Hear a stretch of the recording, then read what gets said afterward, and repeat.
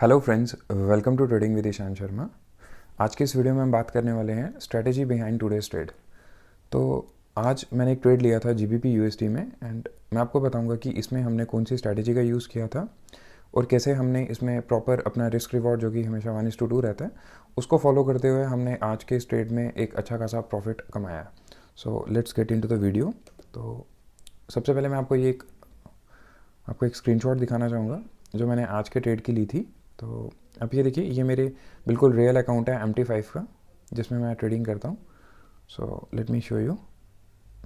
ये देखिए, अब ये इस पर्टिकुलर पॉइंट पे मैंने ट्रेड लिया था एंड ये मेरा स्टॉप लॉस था और ये मेरा प्रॉफिट था यानी कि टीपी। तो आप अभी यहाँ पे क्लियरली देख सकते हैं ये यहाँ पे 1:2 का हमारा रिस्क रिवॉर्ड था। अब इसके पीछे की स्ट्रैटेजी क्या थी, क्यों ये मैंने ट्रेड लिया, क्यों मैंने टेक प्रॉफिट अपना यहाँ पे रखा था बजाय यहाँ के, तो सारी चीज़ें एक एक करके आज की वीडियो में डिस्कस करते हैं। Just give me a minute. Okay,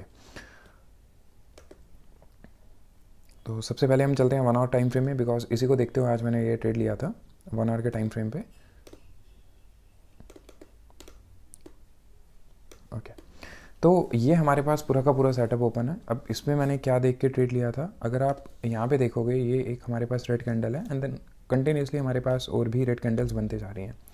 तो यहाँ से मुझे क्लियर कट इंडिकेशन मिल गया था कि डैट मीन्स यहाँ पे हमारे पास कोई ना कोई तो एक अच्छा स्ट्रॉन्ग सेलर बैठा हुआ है जो मार्केट को यहाँ से लेके यहाँ तक पुश करके गया है। ओके, एंड नेक्स्ट टाइम जैसे ही मार्केट यहाँ पे आई है तो आप यहाँ पे देख सकते हो कि एक हमें यहाँ पे एक विक देखने को मिल रही है एंड देन उसके बाद हमारे पास नेक्स्ट कैंडल जो है वो विक के साथ ऊपर गई है। पहले ऊपर गया प्राइस एंड देन उसके बाद नेक्स्ट कैंडल जो है वो नीचे की तरफ मूव होना शुरू हुई है।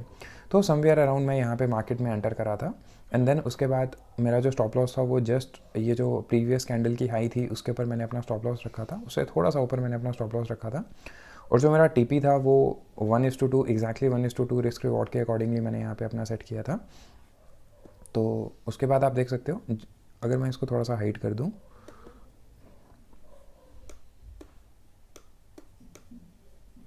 ये देखिए,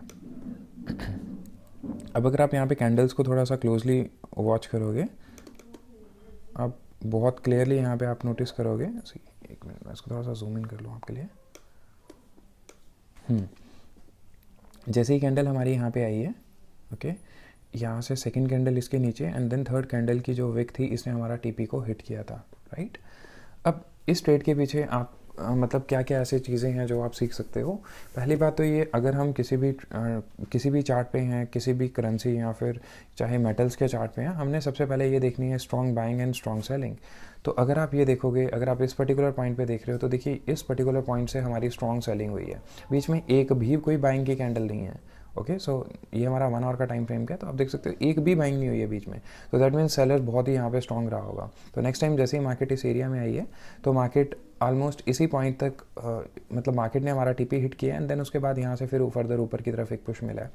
अब कुछ लोग मुझसे ज़रूर ये क्वेश्चन पूछेंगे या फिर जो मेरे साथ यहाँ पे लाइव लोग बैठे थे उनने मुझसे ये पूछा था कि हम अपना टीपी जो है वो यहाँ पे क्यों रख रहे हैं, सेट कर रहे हैं, बजाय इसके हमें अपने टीपी को यहाँ पे क्यों ना सेट करना चाहिए। देखिए, अगर हमें इसका एकदम क्विक रिजल्ट चाहिए तो उसके लिए हमें अपने टीपी को यहाँ पे ही सेट करना पड़ेगा। रीज़न क्या है, आप यहाँ पे अगर आप थोड़ा सा ध्यान दो, लेट मी एडजस्ट दिस। अगर आप यहाँ पे थोड़ा सा ध्यान दो, सी इस पर्टिकुलर पॉइंट से भी कोई ना कोई एक स्ट्रॉन्ग बायर है जो मार्केट को यहाँ से लेके फर्दर ऊपर की तरफ पुश किया हुआ है जिसने, ठीक है।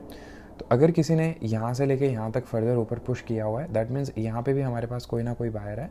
तो अब हम, अगर मैं बिल्कुल एक लेमैन की लैंग्वेज में बोलूँ तो जो इस पॉइंट पे जो भी बायर था हम उसके साथ पंगा नहीं लेना चाहते थे, बिकॉज हु नोस कि वो बायर कितना ज़्यादा स्ट्रॉन्ग है और हु नोस कि वो मार्केट से यहाँ से कितना ऊपर इसको पुश कर देता, राइट। तो इस वजह से भी हम मतलब मैंने यहाँ पे एग्जिट लेना समझा और इस पर्टिकुलर पॉइंट पे मेरा 1:2 रिस्क रिवॉर्ड जो था वो सेटिस्फाई हो रहा था, दैट्स वाई मैंने यहाँ से एग्जिट लेने का सोचा। अब अगर आप बोलो तो क्या मार्केट यहाँ तक जा सकती है, एग्जैक्टली जा सकती है, बहुत ज़्यादा इनफैक्ट इसके चांसेस हैं कि मार्केट यहाँ तक जाए। देखिए, अगर आप बहुत बड़े बड़े रिस्क रिवॉर्ड अगर आप लेना चाहते हो तो येस, आप यहाँ पे 1:4 के लिए भी बैठ सकते हो, बट जैसे मैंने आपको बताया, because I am satisfied with this 1:2, तो मुझे इतनी दूर तक बैठने के लिए ज़रूरत नहीं थी इसमें। बट अगर आप मुझसे पूछो, येस बेस्ट चांसेस हैं कि मार्केट इस पॉइंट तक भी जाए। रीज़न क्या है इसका? बिकॉज अगर आप डेली टाइम फ्रेम पे जाओगे, अगर आप देखोगे GBP USD की मार्केट को specially, so you will see कि मार्केट जो है वो कंटिन्यूसली डाउन ट्रेंड में है, राइट। तो मे बी आज या फिर मे बी कल मार्केट जो है आपके इस टारगेट को भी हिट कर जाए, बट मैं इतना ज़्यादा लंबा वेट नहीं करना चाहता था अपने ट्रेड के साथ, क्योंकि मुझे और भी बहुत सारे ट्रेड लेने थे। तो इसलिए आपको यहाँ से ये पॉइंट तो सीखने को, मतलब एग्जैक्टली आपको पता चल गया होगा कि क्यों मैंने उस पर्टिकुलर पॉइंट पे एग्जिट लिया, बिकॉज वहाँ पे एक और बायर बैठा हुआ था, ठीक है। तो और क्यों मैंने अपना जो स्टॉप लॉस था वो भी इतना छोटा क्यों रखा था, उसके पीछे रीज़न ये था कि हमारा जो एक सप्लाई जोन यहाँ पे बना हुआ था। सी, अगर मैं आपको ड्रॉ करके बताऊँ, ओके, तो ये हमारा एग्जैक्टली यहाँ पे ये सप्लाई जोन बन रहा था, ठीक है। तो ये जो हमारा सप्लाई जोन यहाँ पे है बना हुआ, तो इस सप्लाई जोन के हम ठीक ऊपर यहाँ पे मैंने अपना स्टॉप लॉस लगाया हुआ था। अब रियल टाइम में आप चाहो तो अपना स्टॉप लॉस और छोटा भी यहाँ पे कर सकते थे, क्योंकि अगर आप देखोगे ये जो कैंडल यहाँ से ऊपर गई है, इस कैंडल के जो नेक्स्ट कैंडल है वो ऑलमोस्ट उसकी विक और इन दोनों कैंडल्स की विक ऑलमोस्ट सिमिलर है। तो हम यहाँ पे कह सकते हैं कि सेलिंग का प्रेशर इसी विक के ऊपर ऑलमोस्ट आना शुरू हो गया था, राइट। तो नेक्स्ट कैंडल जब यहाँ से हमें एकदम इसने एक रेड सिग्नल जैसे इसने देना शुरू किया, मैं उसी टाइम पे समझ गया था कि ये जो सेलर है इसके जो ऑर्डर्स हैं, इसके जो पेंडिंग ऑर्डर्स हैं वो यहाँ पे पुश हो चुके हैं, राइट। तो उसी का ये रीज़न था कि मैंने यहाँ पे अपना स्टॉप लॉस जो था वो काफ़ी ज़्यादा छोटा रखा था, ठीक है। अदरवाइज़ मैं यहाँ पे ATR की वैल्यू यूज़ करके अपने स्टॉप लॉस को बढ़ा भी सकता था, बट द रीज़न इज़ कि मुझे मालूम था यहाँ पे ये सेलर के जो है पेंडिंग ऑर्डर्स वो एक्टिव हो चुके हैं, तो उसी को देखते हुए मैंने अपना स्टॉप लॉस यहाँ पे काफ़ी थोड़ा सा छोटा रखा था, जस्ट विक के थोड़ा सा ऊपर रखा था, और जो मेरा TP था वो ऑलमोस्ट इस पॉइंट पे था, जैसे कि आपको मालूम है ऑलरेडी।